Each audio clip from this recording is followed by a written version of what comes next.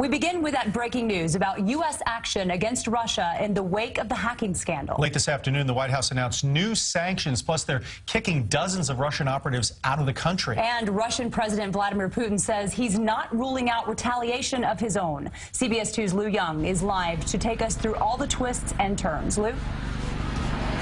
Yeah, this towering complex behind me has been in Soviet or Russian hands in New York since the days of the Cold War. Now, the Russians still have it. They still operate it, but it is not part of the U.S. sanctions. Currently, that could change. They're watching it very carefully. Take a look.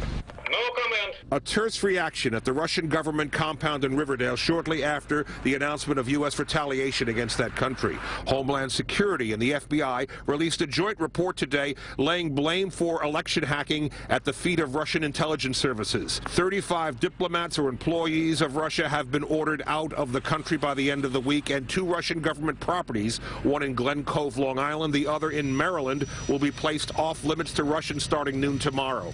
The specifics of what the president promised earlier this month. At a point in time where we've taken certain actions that we can divulge publicly, we will do so. The retaliation received immediate support from New York Senator Chuck Schumer, saying in part, we need to punch back and punch back hard. Republicans in Congress promised to land some blows of their own. You can expect that the Congress will investigate the Russian involvement in our elections, and I predict there will be bipartisan sanctions coming that will hit Russia hard, particularly Putin as an individual. A tweet from the Russian embassy in Great Britain was caustic, calling the move Cold War deja vu, as everybody, including American people, will be glad to see the last of this hapless administration. The U.S. president-elect spoke about the issue last night, suggesting a good deal less urgency than his predecessor. I think we ought to get on with our lives. I think that computers have complicated lives very greatly.